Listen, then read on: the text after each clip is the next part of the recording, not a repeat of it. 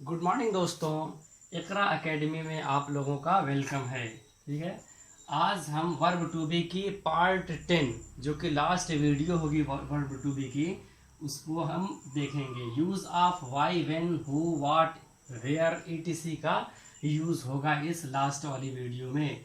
यानी जो भी सेंटेंसेस हैं, वाक्य हैं, उसके बीच में प्रश्न होगा तो हम कैसे ट्रांसलेशन बनाएंगे। देखिए दोस्तों, हमारा पहला ट्रांसलेशन है, तुम्हारा क्या नाम है। तुम्हारा क्या नाम है। ये क्या है दोस्तों? वर्ब टू बी है ना। ये वर्ब टू बी का ये ट्रांसलेशन है, लेकिन इसमें सवाल जो है ये बीच में आ जा रहा है। इससे पहले हमने बताया था इंट्रोगेटिव और इंट्रोगेटिव प्लस निगेटिव क्लासेस में कि क्या यह एक कलम है, सवाल पहले होता था, लेकिन ये क्या बीच में आ गया। ठीक है दोस्तों, तो इसमें जो है इसका तरीका ये है कि पहले why when who what where ETC वगैरह की अंग्रेजी पहले बनाई जाएगी। उसके बाद पहले की तरह जैसे हम वर्ब पहले लिखते थे, फिर सब्जेक्ट लिखते थे और ऑब्जेक्ट लिखते थे, उसी तरीके से बनाई जाएगी। जैसे तुम्हारा क्या नाम है, तो वाट सबसे पहले लिखेंगे, वाट वेन वाई वेयर ये पहले लिखेंगे। उसके बाद चूंकि प्रश्न है इसलिए हम वर्ब को पहले लिखते हैं, तो उसी तरीके से वर्ब को पहले लिखा जाएगा। वाट के बाद is, what is your name, your name. ठीक है दोस्तों, सबसे पहले वाई वेन वाट की अंग्रेजी, उसके बाद वर्ब को पहले लिखा जाएगा। उसके बाद जो बचा हुआ हमारा सब्जेक्ट होगा, उसके बाद ऑब्जेक्ट भी हो सकता है, उसको भी लिखना है। ठीक है दोस्तों, इसी तरीके से वह कहाँ है, वह कहाँ है। कहाँ की इंग्लिश वेयर, है की इंग्लिश इज। उसके बाद हमारा बचा हुआ सब्जेक्ट जो है ये वेयर इज ही। ठीक है दोस्तों, अगर इसके आगे और भी ऑब्जेक्ट रहता तो यहाँ इसके बाद जो है वो जुड़ता चला जाता। ठीक है, अच्छा अब मैं पूछूं कि स्टूडेंट्स कहाँ थे, यानी विद्यार्थी कहाँ थे। विद्यार्थी कहाँ थे, है ना ये प्रश्नवाचक। तो सबसे पहले वाई वेन वाट वेयर की अंग्रेजी बनाई जाती है, जिसमें वाक्य के बीच में प्रश्न हो। तो हम सबसे पहले कहाँ की इंग्लिश बनाएंगे, क्या हो जाएगी, वेयर। अब यहाँ पर है के बजाय थे है और बहुत सारे हैं तो प्लूरल है, तो क्या हो जाएगा, वेयर के बाद वेयर। वेयर माने थे होता है ना, चूंकि प्रश्नवाचक है इसलिए हम इसको पहले लिखेंगे। वाई वेयर लिखने के बाद वेयर, वेयर के बाद where where the students, students. ठीक है। अब अगर देखा जाए, तुम कौन हो, तुम कौन हो, इसकी इंग्लिश क्या होगी, कौन की इंग्लिश हु, हो की इंग्लिश हु आर।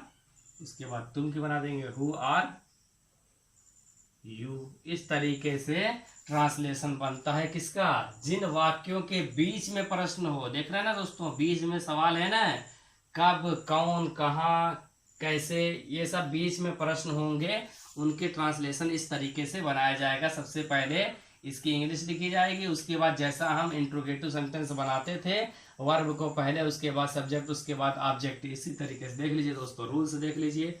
सबसे पहले हु वेयर जो भी ईटीसी आएंगे इनकी इंग्लिश बनी जाएगी। उसके बाद वर्ब, उसके बाद verb plus subject plus object, इस तरीके से बनाई जाती है। ये रूल्स है, इसको लिख लीजिए। सबसे पहले who, where, what, when, why, इन चीज़ों को लिखने के बाद सबसे पहले तुरंत वर्ब लिखेंगे, उसके बाद सब्जेक्ट लिखेंगे, उसके बाद अगर कोई ऑब्जेक्ट है तो उस ऑब्जेक्ट को भी लिखा जाएगा। ठीक है दोस्तों, अपनी कॉपी पर नोट डाउन कर लीजिए, मैं इरेज कर दे रहा हूँ।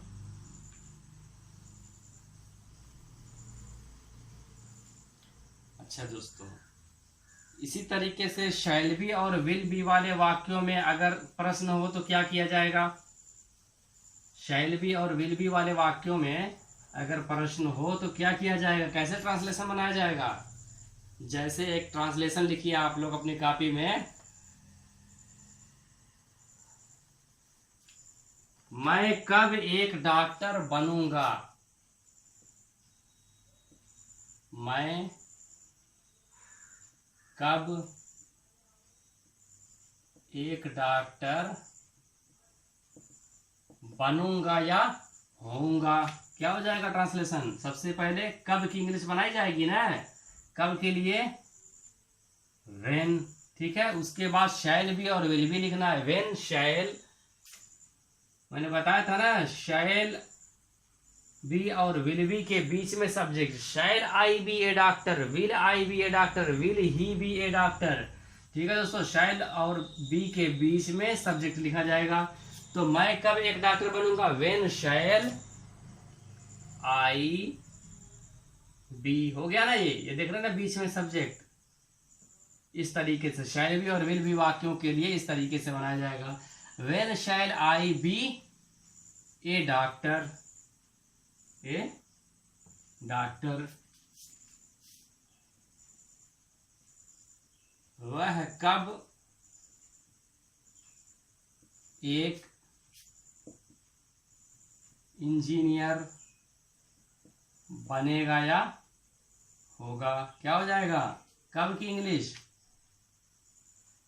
व्हेन विल ही बी, क्या चीज, एन इंजीनियर। अच्छे से देख लीजिए दोस्तों, समझ में आया कि नहीं आया।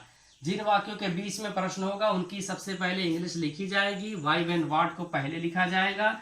उसके बाद पहले की तरह जैसे हम इंट्रोगेटिव सेंटेंस बनाते थे, विल और विल बी शैल बी के बीच में सब्जेक्ट, और बाकी उन चीज़ों में नॉर्मल जैसे मैंने बताया। ठीक है, उसके बाद हमारा जो भी बचा हुआ रहेगा उसको लिखा जाएगा।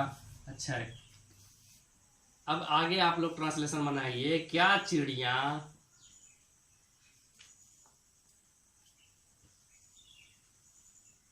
आगे ट्रांसलेशन बनाइए।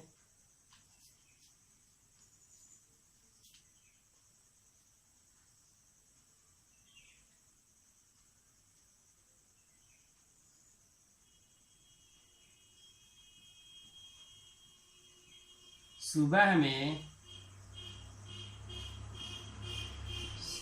में खिलाड़ी कहाँ थे। आप लोग अपनी कॉपी लेकर बैठा कीजिए और ट्रांसलेशन बनाइए। सुबह में खिलाड़ी कहाँ थे, क्या हो जाएगा ट्रांसलेशन, आप लोग बना करके दिखाइए। सबसे पहले हम किसकी ट्रांसलेशन बनाएंगे, कब, कौन, कहाँ का। तो क्या हो जाएगा, कहाँ के लिए, वेयर। ठीक है, सुबह में खिलाड़ी कहाँ थे, वेयर के बाद अब ये नॉर्मल वेयर, इस वेयर माने कहाँ, ये वेयर माने थे, तो कहाँ थे हो गया। सुबह में खिलाड़ी कहाँ थे, where, where the players. Players क्या है, हमारा सब्जेक्ट है ना, वेयर वेयर द प्लेयर्स, कहाँ, कब, सुबह में, in the morning, in the morning. हो गया ना हमारा सबसे वाई व्हेन व्हाट की इंग्लिश हो गई। उसके बाद हमारा इंट्रोगेटिव की तरह वर्ब को हमने पहले कर दिया, उसके बाद हमने सब्जेक्ट को लिख लिया, उसके बाद जो बचा हुआ ऑब्जेक्ट है उसका ट्रांसलेशन बना लिया। ठीक है दोस्तों, आगे मैं ट्रांसलेशन बोल रहा हूँ, आप लोग नोट डाउन कीजिए।